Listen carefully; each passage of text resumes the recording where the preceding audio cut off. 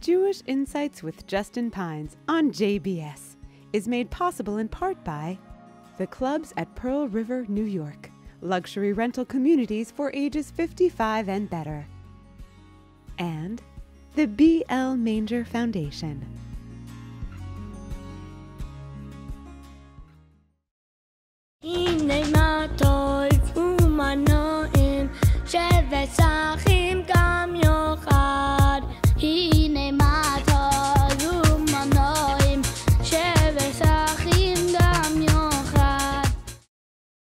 Shalom and welcome to Jewish Insights. My guest today, Gila Fine, is a lecturer of rabbinic literature at the Pardes Institute of Jewish Studies, where I once studied, and was previously editor-in-chief of Magi Books, editing and publishing over 100 books, several bestsellers, and 8 National Book Award winners. Her writing has been featured in way too many places to list here.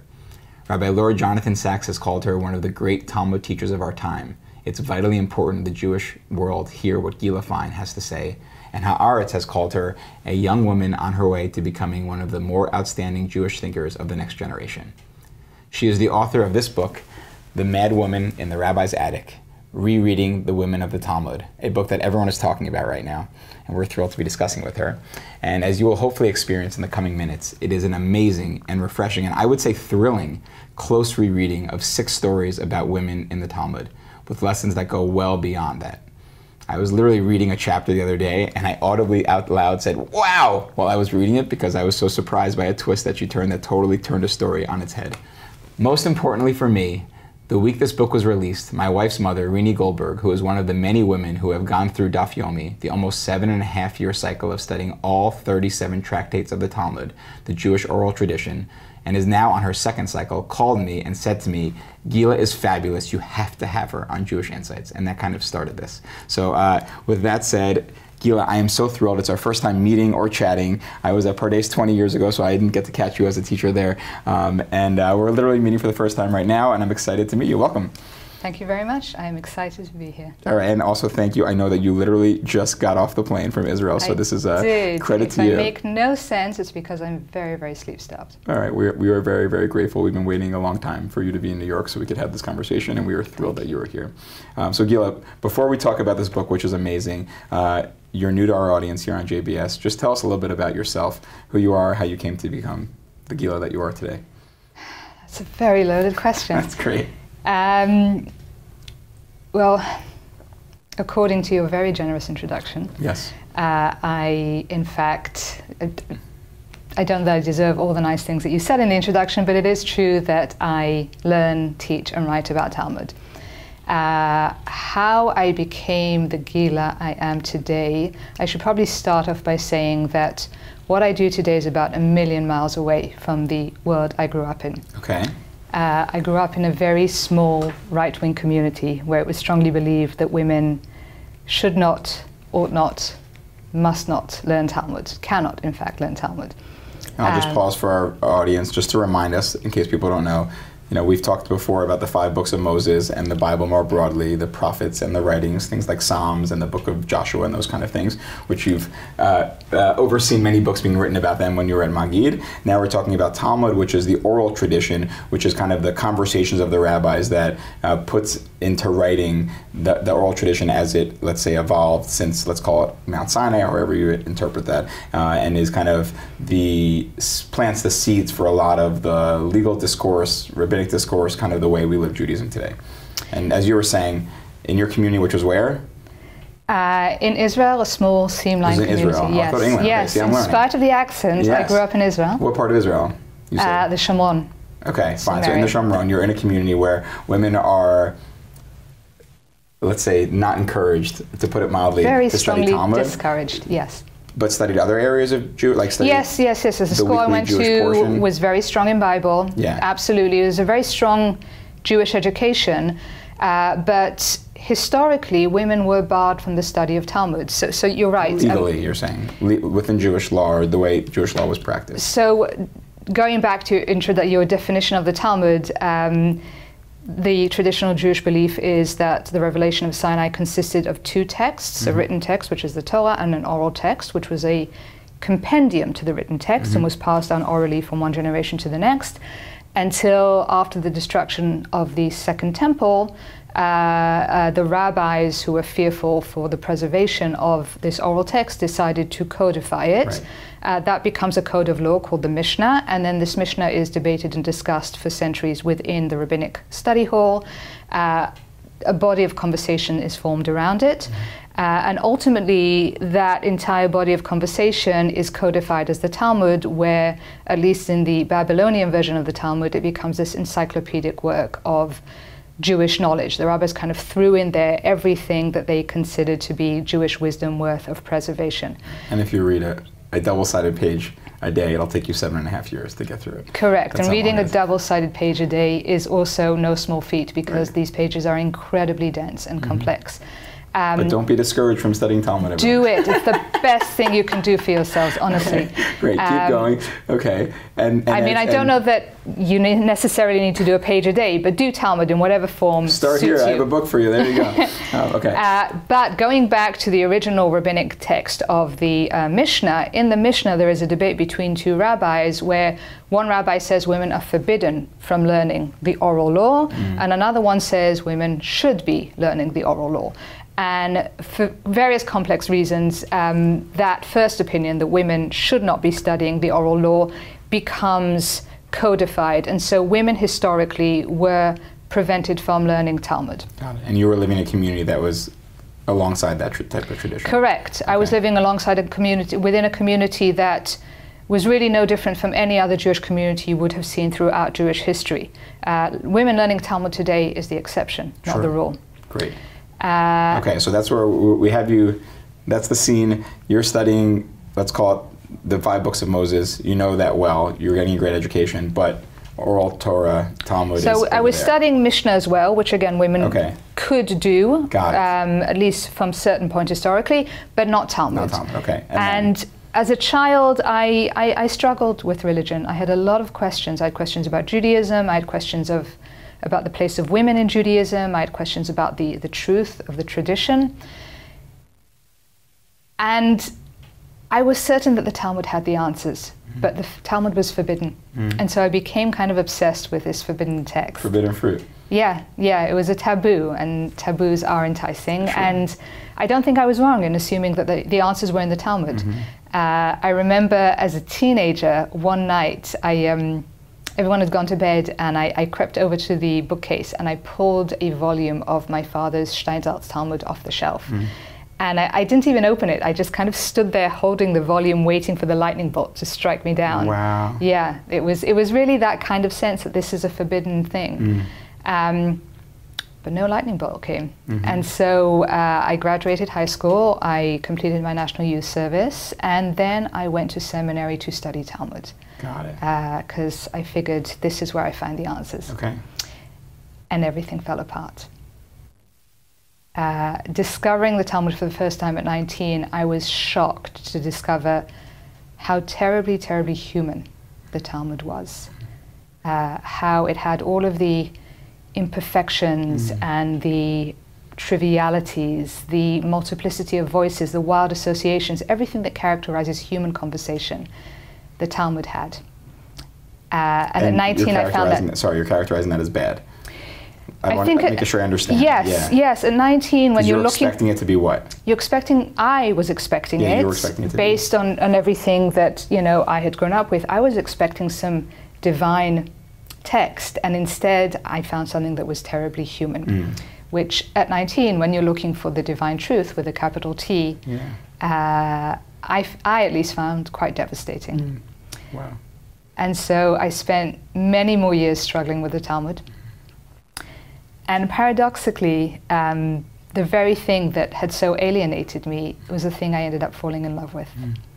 I became enamored with the sheer humanism of the Talmud, with its being so much of this world and for this world, with a rabbinic affirmation of everything that makes us human. And so I spent many years learning Talmud. I then started teaching Talmud, writing about Talmud. I ended up working, as you said, for Cohen Publishers, the same publishing house that publishes the Steinsaltz Talmud, the same edition of the Talmud that I'd pulled off my father's bookshelf all those years earlier. And so it took many years of wrestling with the text, but the Talmud ended up becoming my constant study and my greatest love.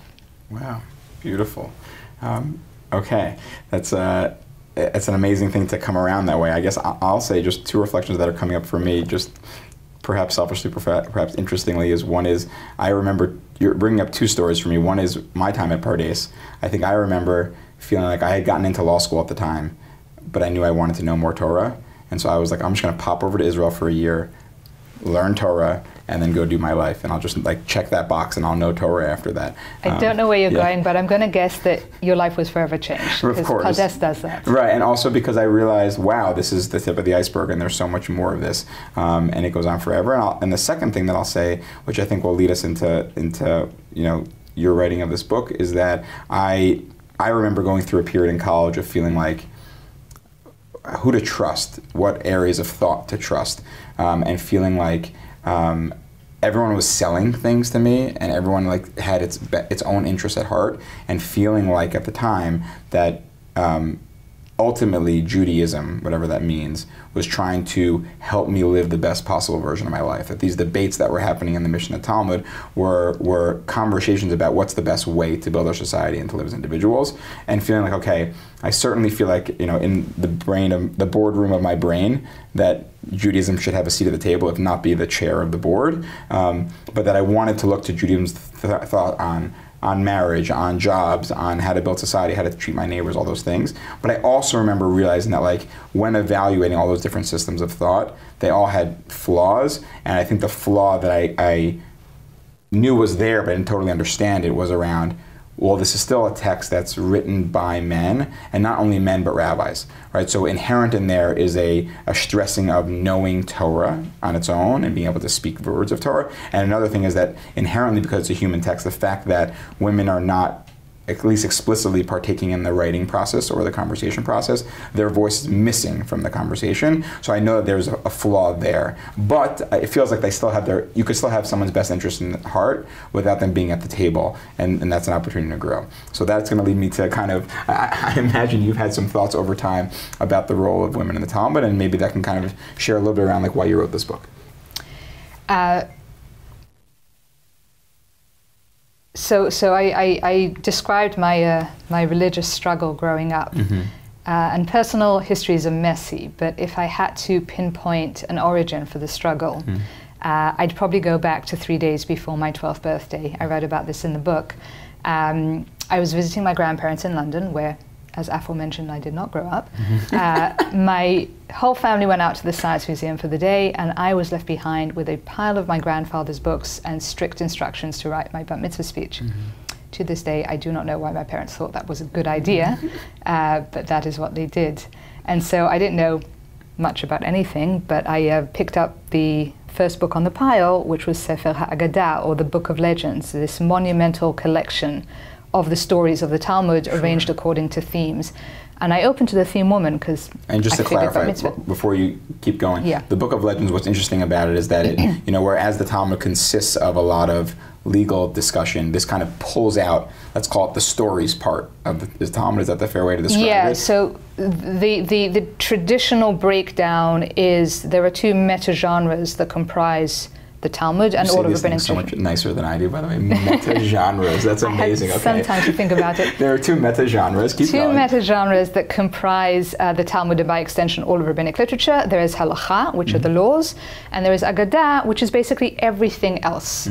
And so under that broad negative definition, you have the stories the rabbis told about the Bible, which is traditionally classified as midrash, the stories the rabbis told about themselves, which is rabbinic legend. You have sermons and parables and folk tales and epigraphs and jokes, really all of the non-legal material of the Talmud.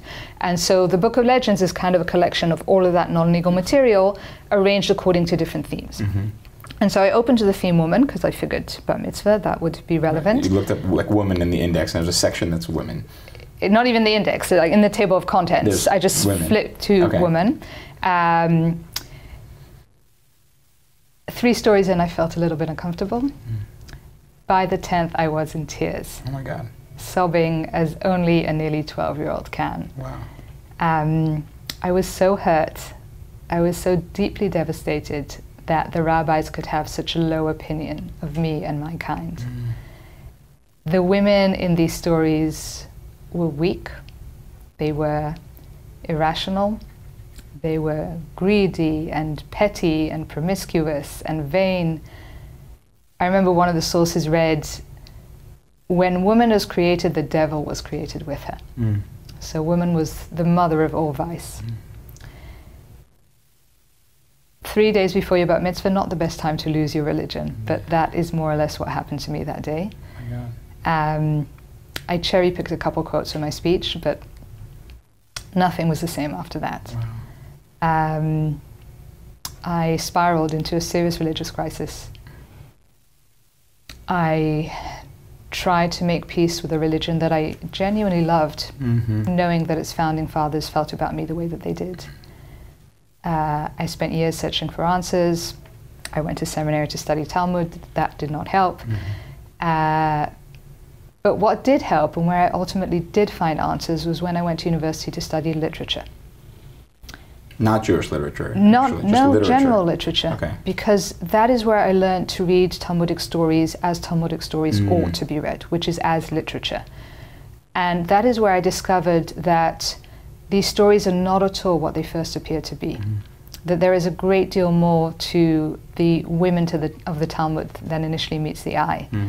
And that the rabbis have some surprising, so as not to say some surprisingly proto-feminist ideas of marriage, sex, childbirth, and what it means to be a woman in the world. And so, why I wrote this book? Well, first and foremost, I wrote this book for my former 12-year-old self. I wanted to spare her the agony that I had gone through. I wrote the book for anyone who, like I was then, is struggling with the place of women in Judaism, or in fact, I would say with the place of any marginalized minority in Judaism. One of the claims that I make early on in the book is that when the rabbis tell the stories of a woman, tell the story of a woman, 9 times out of 10, they're telling a story of an other with a capital O. I wrote the book for anyone who... Sorry, to explain that for me for a second. Yes. What do you mean they're telling the story of an other with a capital O? Women for the rabbis were the ultimate other. And so they tell these stories in order to work out ethics of otherness, how we should be morally treating the others in our midst. What are examples of others in the Talmud, if you're okay with that? Non-Jews. Okay. Non-rabbinic Jews. In other words, as you said, it's a text created by rabbis for rabbis, which means anyone who isn't a rabbi will be another. It can be a non-learned Jew, it can be... Right. You know, as I say, a woman, a non-Jew, anybody who's not a rabbi. Great, keep going. I think ultimately I wrote the book for anyone who, when reading the Talmud, or in fact reading the Torah, is confronted by the inevitable and sometimes heartbreaking gap between what they believe and what is reflected to them in the text. Wow. And I've been teaching Talmud for quite a few years now, and there are many books I could have written. There are many books I hope to please God one day write, but it was very clear to me that this book had to be first, that this was probably the most urgent. Wow. All right, so I'll share a couple of reflections again. First of all, that is a heartbreaking story to hear. I have my copy of the Book of Legends, and that certainly was not my experience going through it. It's just a reminder, it's a reminder that this is real, and that we have to be mindful of not only of our own experience, but how this experience is out there for others. So that's wild. And I will say the second thing is, I'm projecting onto you now, but we recently had Rabbi Irving Yitz Greenberg on to celebrate his new book, and we didn't talk about this in the interview, but I feel like one of the things of his life was once he encountered the Holocaust, that changed his whole trajectory, and he couldn't move forward until he was able to make sense of that in some way, and that some of his writing was driven by that. And I think his whole theology reflects that. And it sounds like, if I may project, that this is in some ways like a tikkun for you, and a tikkun being like a fixing or corrective. Yeah, a corrective of, okay, I had this vision of what Judaism was. I had this mysterious understanding of what Talmud might be. I finally got in, and this is not what I expected, and then kind of something was bothering you that you couldn't kind of just like, okay, I'm done with this, I'm going to go study literature, but part of you was like, I need to find a way to make this work, which is beautiful. And then I had a third thing as someone who also studied a little. I think I did an English minor in college, so I've dipped the quill barely, but I think inherently what you're saying makes so much sense because, you know, when you look at legal discourse, it's legal discourse, right? They're trying to say the law. So if it says this isn't kosher, they mean it isn't kosher. But when you're reading literature and you're bringing that sense, trying to make meaning of literature and it not being what it seems on the face of it, like it makes so much sense. I know Yael Ziegler, who we've had on here before, also uses similar takes from the literature methodology to think about how to understand, in her case, Tanakh, the Jewish extended Bible. But it rings as like, almost obvious. Obviously, it wasn't obvious, and the reason everyone's talking about this book is because it's so innovative in that respect. But I think that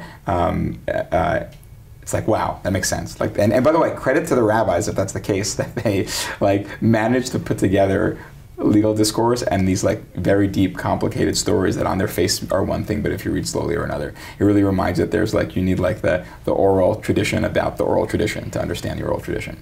Absolutely. Great. So talk us through. I think there's several innovative things about this. One is, you know, the way you approach the stories about women, but also the model that you do it. So why don't you kind of just give us like as we would say, begadol, like zoom out for a second. You know, what's the way you're approaching this book? What are you doing in this book, like practically? Yeah. So the book is a reading of the stories of the 6 named heroines of the Talmud. In all of rabbinic literature, there are 52 named women. Mm-hmm. By comparison, there are over 1,000 named men. And of these 52, exactly 6 are heroines of their own rich literary narrative. Okay. These are Yalta, Choma, Malta, Cheruta, Boya, and Ima Shalom. Beautiful. Are any of them common names today, out of curiosity? That's so interesting, isn't it? Because a lot of these names don't really, haven't really gone down. I would say Boya is still used, and Boya, not for nothing, she's the most famous of the lot. Shalom, Ima Shalom, is a permutation. There were various permutations of the name Shalom. Okay. So you have Shlomit today. I got a sister-in-law named Shlomit. So there you go. There you go. But now I got to read the chapter about Ima Shalom. I haven't gotten to that yet. Yeah, yeah. She's an interesting one. But Yalta is the Aramaic version of Yael, and we have plenty of Yaels today. Malta is the Aramaic version of Miriam, and we have Miriams. Beautiful. So we do have them. So there's people have come from these names, let's say. Well, yes and no, because, you know, Yael and Miriam we have a lot of, but that I think goes back to the biblical namesake. Great. Okay, fine. So you're saying there's 6 of them. Keep going. There's 6 of them, and my general claim is this: each one of these 6 women appears at first reading to be an embodiment of an anti-feminine archetype. Okay. A sort of caricature of a quote-unquote bad woman. Some examples, yeah. Yalta appears to be a classic shrew, and Choma is a perfect femme fatale. Malta is a paradigmatic prima donna, etc., etc. Okay. And what I show is that in almost every one of these cases, when we read the story a second time, we find that this is not at all the case. Mm. Once the story is reread more closely and in context, the archetype will almost always break down. Mm-hmm. And in its place will emerge a character of a complicated, extraordinary woman who is as misunderstood by her own world as she is by generations of readers. Mm. And so, by way of an example. Please. Yalta the Shrew, this is the opening chapter. And for those of us who don't have as broad of a vocabulary as you do, what is a shrew? That is exactly how I begin the chapter. What is a shrew? Oh, look at that. So I begin by trying to understand the archetype, and I do that through this well-known literary method, which is not applied as much to the study of Talmud, although it really should, because I think it's one of the best ways of reading the stories of the Talmud. It's called archetypal analysis, or archetypal criticism. And so I begin by understanding the archetype by looking at the other notable shrews of the Western canon. Mm. So Vashti and Xanthippe and the Wife of Bath and Shakespeare's Katharina Minola from The Taming of the Shrew and Dame Van Winkle and Bertha Mason, the Madwoman in the Attic. So we learn what a shrew is by looking at the other shrews in the canon. I love that. Okay. And through that, we sort of arrive at a definition of the shrew as a mad woman. And I mean mad in the double sense of both angry and crazy, raging and deranged. Oh, this is our mad woman in the Rabbi's Attic. This is the mad woman, yes. Okay. So she is a mad woman with a bad temper. She is the wife of a timid and terrorized husband who's like really scared of her. She is a comedic character. Shrew narratives are almost always comedies. The story will always be told from the point of view of the suffering husband, never from her own point of view. And it will generally feature scenes of verbal abuse and or physical violence. That's kind of the definition of that archetype. Okay. And with that definition in mind, we do a first reading of the story of Yalta, and it goes something like this. This is a story in the Babylonian Talmud in the first tractate of Brachot. So the story of Yalta goes something like this. Ula, who is a prominent Israeli sage, is once at the house of Rav Nachman. Rav Nachman is an important Babylonian rabbi. Ula would often travel from Israel to Babylon, and so he acted as a rabbinic messenger, teaching Babylonian rabbis what they were saying in Israel. Right, because there's two different big schools of thoughts happening, Jerusalem Talmud and Babylonian Talmud come from that. So someone who's going back and forth between them has the opportunity to say, like, this is what's going on over there. Correct. So these two rabbinic epicenters would communicate via these rabbinic messengers. Great. And so the two men have a meal. They say the blessing after the meal, Birkat HaMazon, which is traditionally recited over a cup of wine, and they both drink. And then Rav Nachman says to Ula, please send the cup to Yalta, my wife. The implication is that Yalta is somewhere nearby, although she's not actually at the table with the men. And because Ula, it's like, why? Because it's not because she's thirsty. Because you get a blessing. Because you get a blessing, exactly. It's like at the end of a wedding, everyone drinks from the cup. So that's where that comes from. Great. It comes to that custom comes from the custom to recite every blessing after a meal over a cup of wine, not just at weddings. And so Ula sees this as a perfect example to teach his Babylonian friends some words of Israeli Torah. And he says, according to Rabbi Yochanan, the great rabbi back in Israel, women do not drink from the cup of blessing. Because the blessing in the cup, which is generally believed to be the blessing of childbirth, will be transmitted to the woman through her husband. So it's enough if the husband drink and be blessed. Yalta overhears this. She flies into a fit. She storms up to the wine store, and Madwoman in the attic that she is smashes 400 jars of wine.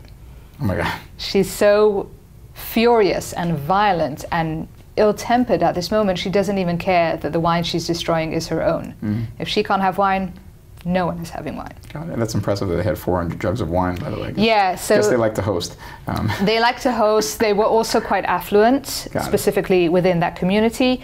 And I should say that 400 is a standard number of rabbinic hyperbole. So when the rabbis want to say a whole lot of wine, or a whole lot of anything, they'll say 400. I like that. Okay. So she's angry, runs upstairs, breaks a whole lot of wine. Yes. Okay. Well, breaks the jars. The jars. Spills the wine. Yes. At which point Rav Nachman says to Ula, please send Yalta another cup, which is extremely comic if you think about it. His wife has just destroyed their wine stock, and all poor Rav Nachman can do is say, please send her another cup, please, before she breaks anything else. So you have a thoroughly whipped husband. Yes. As shrews and husbands often are.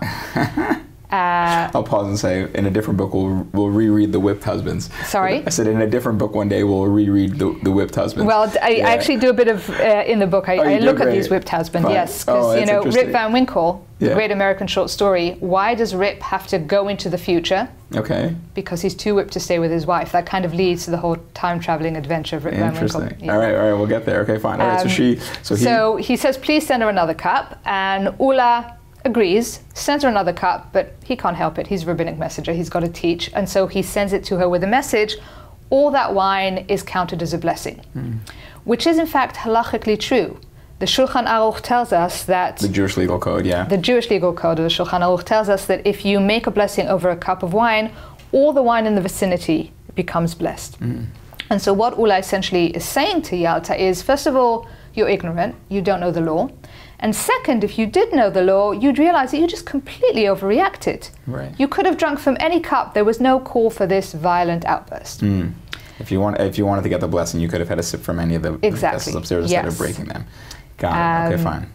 To which Yalta responds in the final line of the story, gossip comes from peddlers and lice from rags, which I love, is one of the great comebacks in all of the Talmud. When I read it, I can almost see You know what I mean when I do that? Yes, yes. My students tell me I can't pull it off because I'm not American, but that sort of thing. There you go. There you go. It's a weird final line. Scholars don't really know what to make of it. It's generally interpreted as Yalta trying to insult Ulla any which way she possibly can. Right. We know that Ulla was a merchant, so she's basically saying to him, you, Ulla, are nothing but a gossiping, rag-wearing, lice-infested merchant. Peddler, sorry. And so that is a first reading of the story of Yalta. And it seems, ostensibly, what we have before us a classic shrew narrative. We've got the comedy, we've got the verbal abuse and physical violence, we've got the whipped husband, and we've got the bad-tempered madwoman who doesn't get her own way and unleashes her fury at everything in her path. Two things on that. First, pause to say, like, how crazy that, like, the Talmud has, like, archetypes of literature in its in Talmud. It's wild. Okay, wild. So this is kind of what I do. The Talmud has more archetypes of literature than you would think. The rabbis were... So, without going too deeply into theory, the theory of archetypal criticism, and the reason I find it so fascinating, goes back to an argument made both by Sigmund Freud and Carl Gustav Jung, that telling stories is one of the best ways we human creatures have of working through our primal fears and fantasies. And so the stories that we tell, all the way from ancient Chinese myth to contemporary Hollywood cinema, are all essentially the same because they all present a working through of the same primal feelings. Jung calls this the collective unconscious. And so if you see a particular archetype crop up in stories throughout history and across culture, you can assume that there's something deeply psychological going on. And the rabbis were part of that. The rabbis use archetypes a lot, partly because they too had the same primal fears and fantasies. But what I think is really interesting, and the rabbis do this almost consistently with anti-feminine archetypes, which is what I look at in the book, but they do this with other archetypes as well. They will adopt archetypes from other literatures, but they will adapt them, and often they will adopt them to turn them on their head, to kind of say something really... You can learn a lot about how the rabbis take an archetype and flip it to suit their own agenda. And they do this more often than you would suspect. All right, so we won't get there yet, but I assume we'll glean some knowledge about how they think about women by the end of this story. Okay, great. So we have our story. This is, I would imagine, is a example of the type of stories that you saw in the Book of Legends that made you... Yes, exactly. Very upset about this. Okay, what do you do with it? Let's go. All right, so the first thing to do is to ask, is this really the story the Talmud is telling? And that is what I do with every story in the book. And that is what you should do with every story in the Talmud, because, spoiler, the answer is almost always going to be no. Right. One of the hallmarks of Talmudic storytelling is what I call the false front. What these stories seem to be saying and what they are actually saying are often diametrically opposite to one another. The rabbis write their stories so as to deliberately mislead us, such that if you only read the story once, you will come away with the wrong idea. It's amazing. Again, not in halakhic discourse, in legal discourse, we would argue. They're not looking to trick people to eat the wrong food. No. When it comes to these stories, they're you're genius. saying it's almost like you need a password to get in. It's almost like the first time you read it, you're missing the whole thing. You got to read it again, and then you'll get it. That's exactly right. Crazy. If you're going to read them once, you will come away with the wrong idea. There's a reason I think the rabbis do this, but it's an ingenious form of storytelling. And the basic rule is Talmudic stories can never just be read; they must always be reread. Right. So what you do with this story is you reread, and I kind of show in the book exactly how to reread these stories. And by the way, I'm from the Musar world where we do, there's a lot of that, also a lot of Rabbi Shlomo Volbe, Rabbi Yisrael Salanter take stories that on the face of it, you think it's one thing, and then they'll break it down and flip it the other way, and there will be a moral lesson that comes out of it. That's often what I see. Exactly. Yeah. So that's exactly what happens in the stories of the Talmud. Great. And I think the deepest moral lesson is precisely the need to flip it, because it teaches you that not everything in reality is as it first seems. Right. Oh, that's its own lesson. Beautiful. Sorry. Yeah. I think that's the ultimate lesson of all these stories. All right, Gila, crushing it. Okay, amazing. Keep going. All right, I want to hear what happens. So the rereading of Yalta, I begin with a rereading of the story of the other madwoman in the attic, and I go back to Bertha Mason from the novel Jane Eyre. Okay. So about 120 years after Jane Eyre was first published, the novelist Jean Rhys comes along and says, we don't really know anything about Bertha Mason, save the fact that she is a madwoman in an attic. But no madwoman in an attic is a madwoman in an attic born. Something must have happened to get her to be like this. And so Jean Rhys decides to write her story. The result is a very heartbreaking prequel to Jane Eyre called Wide Sargasso Sea, which kind of details the events that lead to Bertha's mental breakdown. And Jean Rhys makes the argument in her retelling that Bertha Mason was treated as if she was crazy so often that she eventually is driven mad. And you have a very similar argument in an important 20th century essay called Getting Angry, which looks at the fraught relationship between women and anger. So when men get angry, they are indignant. When women get angry, they are irrational. Now this in a way becomes a self-fulfilling prophecy. If you dismiss a woman as irrational, ill-tempered and shrewish, she will become irrational, ill-tempered and shrewish. So now that we kind of understand how the shrew comes about, the shrew essentially is a woman who is mad being turned into a mad woman. Let's reread the story of Yalta. And so the way to reread a story in the Talmud, there are two things we need to do. If we boil it down to a rule of thumb, we have to zoom in and do a close reading of the text, and we have to zoom out and look at the different layers of context. And so let's begin with a broad context. Yalta is actually the most frequently named woman in the Talmud. So of all the women, Yalta is most often mentioned by name. And so if we look at the other texts that mention Yalta, these other stories that we have about her, we find a woman who is extremely knowledgeable, highly intelligent, very even-tempered, even kind, and deeply respectful of her husband. So really hardly your typical shrew. If we zoom in a little bit from there and we look at the story's immediate context, because you learn a lot about the stories of the Talmud from the way the Talmudic editors choose to frame them. Right, why is it on this page? Why is it on this page? Does it begin and end in the way that it does? What comes before it? What comes after it? And so prefacing the story is the Talmud saying, you do pass the cup of blessing to your wife, which implies that the Talmudic editors are squarely on Yalta's side. Yalta really was right to expect that the cup be sent to her. Wow. Yeah. They give it the answer before the story. Exactly. And then in the story, she loses on its face.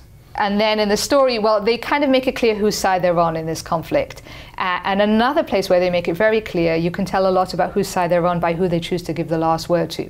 It's significant that... That's a thing. Yeah, it's a thing. The men do all the talking in the story, but Yalta is the one who's given the final word. And sounds very feminist to me, by the way, for the record. It's extremely feminist in a way that the rabbis often don't get credit for. They had their moments of sheer feminism. And if Rabbi Sacks was here, he would say that you can't flip, gender equality on its head day one, that like you're planting seeds that are meant to grow over time, and that the Torah does that initially, and that the Talmud does that as well. They're kind of moving in a direction that's an eternal struggle, trying to lead people by 2% instead of leading them by 20%. So I think that's certainly true with the Torah, because, with the belief that the Torah is godly, that is absolutely the divine plan. Let us set in place an evolution rather than revolution. Right. I think with the rabbis, it's really, as I say, a profound humanism. The rabbis were able to treat women with a dignity that other men in their time couldn't, because the rabbis saw women as an ultimate other, and they wished for all others to be treated with that kind of dignity. Beautiful. All right, I cut you off, though. Keep going.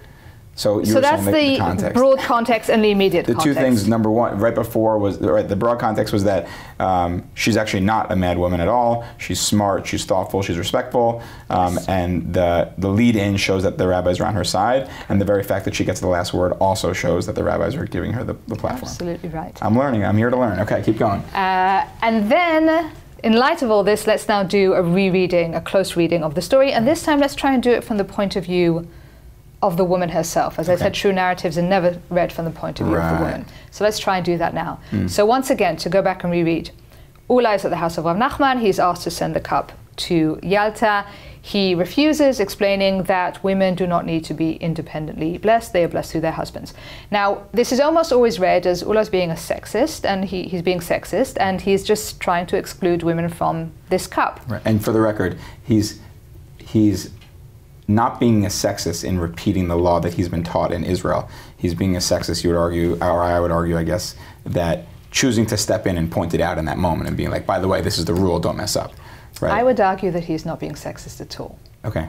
I would argue that, again, if you zoom out and you read... No, you're absolutely right, because that is how generally everybody reads this, this argument. But if you zoom out and read it in its historical context, you find that what Ula is making here is a basic biological argument. Ah, okay, great, go. So according to most ancient theories of reproduction, the power of procreation belonged exclusively to man. It was man who created life through the generative force of his seed, whereas woman was merely a human incubator who carried that life inside of her. And so you find both in Greco-Roman biological writings and in rabbinic writings, this idea of a woman is essentially a vessel, and the womb is likened to this upside-down jar that is lying within a woman's body, hollow and waiting to be filled. Sorry, keep going. And so Ula's argument makes perfect sense. Man is the primary agent of childbirth, and he alone should be blessed for it. Woman is ancillary at best. Just keep track.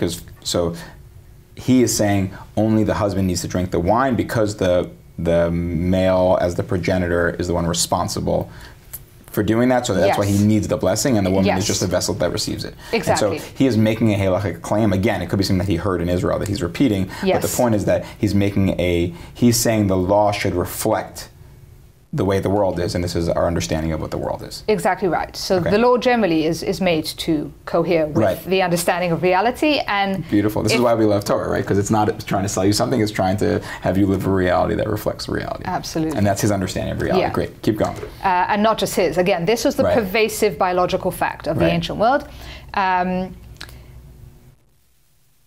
Woman, according to Ula, will receive the blessing once she receives man's blessed seed into the vessel that is her body. So that's the argument. And then Yalta, hearing this argument, goes up to the wine store and smashes 400 bottles of wine, jars of wine. And I want to claim that this is no temper tantrum. This is not a fit of rage. This is Yalta smashing jars as a very clever, very sophisticated response to Ula's biological argument. Women are vessels, are they? Okay. Let's see how you do without vessels. I'm not going to touch the wine. I'm just going to deconstruct the vessels. And if vessels are so unimportant, it shouldn't make any difference now, should it? Well, amazing. Amazing. She says, you think the vessels don't count? I'm going to break all the vessels and see if you need them. If they really don't count, then what does it matter? Right. And again, in the context here, right, her arguing the halacha back is not her strongest angle, given her standing, let's say, her making a point of it by smashing vessels as a way to drive the point home. So it's interesting, because in the other stories that we have of her, she absolutely does argue halacha. She's a very proficient halachist. She knows the law very, very well. In this case, it's why this story is my most favorite of Yalta, because it's so dramatic. And because she does it in this particular way, it's so easily misunderstood. She's a shrew throwing a temper tantrum. She isn't. She's making a very clever argument here. Wow. And so then Rav Nachman says to Ula, please send her another cup. And Ula does, saying all that wine is equally blessed. And again, I think this is not as it first appears to be. The first appearance you said was that he's telling her, you don't know halacha, you don't know the law, you didn't realize that wine could have been drank just to get the blessing the same way. Yes. So that's the first appearance, and now the new appearance? And so the rereading, if this was really true and this was simply Ula's understanding of the halacha, he would have said that the first time Rav Nachman asked him to send the cup. But Ula understands perfectly well what Yalta has just tried to tell him. And he responds in kind. And we can understand his response, again, if we try and decode the biological symbolism of the story. Sure. So there are two main symbols in the story. You have the vessel, which symbolizes the woman's womb, and you have the wine, which symbolizes man's seed. Great. By saying to Yalta, all the wine is equally blessed, you did not need this particular vessel, Ula is doubling down. Yes, vessels are not important. They're interchangeable. The only thing that is important is what is inside the vessel, i.e. the wine, i.e. man's seed. And yes, procreation is an exclusively male act. They are having a philosophical argument. Yes. Underneath it all. Underneath it all, that's exactly right. Okay. And so, Yalta's final line, gossip comes from peddlers and lies from rags. Again, now that we've decoded the symbolism, I think we can understand this. This is not Yalta insulting Ula any way she possibly can. If we zoom out and we look again at the historical context, we will note that in antiquity, lice were believed to spontaneously generate. So you didn't need a father louse and a mother louse to create a little baby louse. Lice was simply born out of the air, which is why, according to one opinion in the Talmud, you can kill them on Shabbat, because they weren't considered actual animals. Wow. If you remove the female from the procreative process, Yalta seems to be saying to Ula, you might be able to generate lice. You might be able to reproduce gossip. But for any substantial act of procreation, you need both male and female, vessel and seed. Women may be vessels, but they are no less essential to the creation of life. Wow. But I got to push you on that. I get the lice one. Why the gossip one? Because that's also something that self-generates. You don't actually need male and female to create that. It's like lice. It's believed to kind of just... Wow. Okay. So this is... So now I just want to make sure I understand it all. So she gets the... So if we're taking away the whole story and we're just talking about the philosophical argument, his first statement is it's all about the male seed. Her response is the male seed is all, it doesn't work if it doesn't have a vessel. His response is, stay with me here, that it doesn't matter which vessel, there's kind of enough male seed around there, and her response is, you need some vessels. Like without vessels, it doesn't work at all. A+. I did it. I wish I was in Pardes with you learning now, but we'll settle for the JBS studio. Great. And this is all playing out through this metaphorical conversation. So I think once we decode the metaphorical conversation, as you call it, we find that this story is not at all what we first read it to be. At all. At all. A million miles away. We went from, this is a shrew, and why are they arguing, to there is a meaningful conversation being had here about biological relationship between men and women. Exactly right. This is not a petty fight over a cup of wine. This is a principled debate over the power of procreation. It's not an outburst of verbal and physical violence. It is a highly intelligent argument in favor of women's reproductive worth. Wow. And it's not a shrew storming off in a tantrum. It is a self-possessed, highly intelligent woman who stays and fights the system from within. Wow. And this is one of the reasons I so love Yalta. At no point in the story does she say, I'm not a vessel. Women in antiquity were believed to be vessels, and Yalta accepts that tradition. But within that tradition, she tries to carve out a space for herself. As such, Yalta for me is the ideal reader. And it's her strategy that I try and adopt as I make my way through the stories of the named heroines of the Talmud. Because not every tradition we find in the Talmud is going to sit well with our 21st century feminist sensibilities. Some will strike us as difficult. There was a reason I cried 3 days before my bar mitzvah. But the point is not to reject these traditions. Like Yalta, the point is to accept them as our own and try and carve out a space for ourselves within them. And if we do that, we might just find, as we did with the story of Yalta, that these traditions are not as far from what we believe in after all.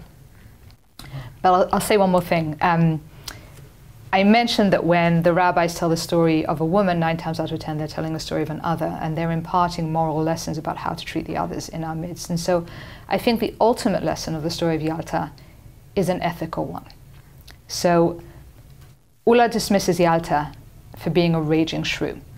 And so do generations of readers after him who never bothered to look at the story more closely or from Yalta's point of view. And tradition, as we said, is the worst kind of self-fulfilling prophecy. Right? So Shakespeare's Caterina Minola in The Taming of the Shrew says, if I be waspish, best beware my sting. If you treat me like a snarling, scratching, biting female, I will be a snarling, scratching, biting female. Shylock, another famous Shakespearean other, says, thou calledst me dog before thou hadst a cause, but since I am a dog, beware my fangs. Treat me like a heartless Jew monster, and I will be a heartless Jew monster, and I will demand my pound of flesh. Bertha Mason is mocked for being crazy until she is in fact driven mad. And the Midrash tells us the story of Timna, the Horite princess who wanted to convert and join the Jewish people, and our forefathers, Abraham, Isaac, and Jacob, reject her as unworthy. And so Timnah goes off and gives birth to Amalek, arch enemy of the Jewish people. Wow. Dismiss someone as irrational or wicked or unworthy, and they will become the very thing you dismiss them for. Whoa. Oh my gosh. And it's something we all do. You know, men will often dismiss women through this archetype of the shrew, but adults dismiss children all the time. We dismiss people whose culture we don't immediately understand. We dismiss just about anyone who doesn't see things exactly the same way we do. Wow. And so next time you're about to dismiss someone, and we really all do, and it's so pervasive today, pause and think of Yalta, of how unfairly she was dismissed, and give that person a hearing. You may not end up agreeing with them, and that's fine, but at least you will not have created another Madwoman in the attic. Wow. Amazing. First of all, this is why I do this. I just learned so much in this hour with you. I'm so grateful. It's fascinating. I'll say, you know, first of all, there's this show called 6 Hour right now on Broadway, and I feel like, you know, Jonah Platt hosts one of our shows on JBS. I feel like someone needs to turn this into the Jewish version of 6. I've already had emails to that effect. Beautiful. Yes, I'm in conversation. Good. All right. So we need to turn this into because it's unbelievable. By the way, that is the right medium, because the stories of the Talmud, I write about this too, they are fundamentally scenic. They are written very much as plays to be enacted on a stage. In fact, the correct way of reading these stories is to envision them. How would they be directed? And that will, if you read stories that way, it will really allow you to see them in a way that just reading them as just narrative doesn't. It's amazing. It's amazing. And I think I'm taking everything that you say to heart. I don't have to even sum it up because you said it so perfectly. It's really, really powerful. And kudos also to the rabbis. Again, we'll not dismiss them, I guess, as well, and say that you know, the rabbis themselves we shouldn't dismiss as being sexist or heartless or those kinds of things, because they put in front of this a story like this that on first reading you miss it, and they're inviting us to do the work of finding out what they're really trying to tell us. That's exactly right. Wow, Gila, what a treat! Thank you to my mother-in-law for telling me about this book, and thank you for spending some of your precious time in New York with us today. So thank you, and I hope if you don't have it, check it out. The Madwoman in the Rabbi's Attic, Gila Fine. Gila, thank you so much. Thank you.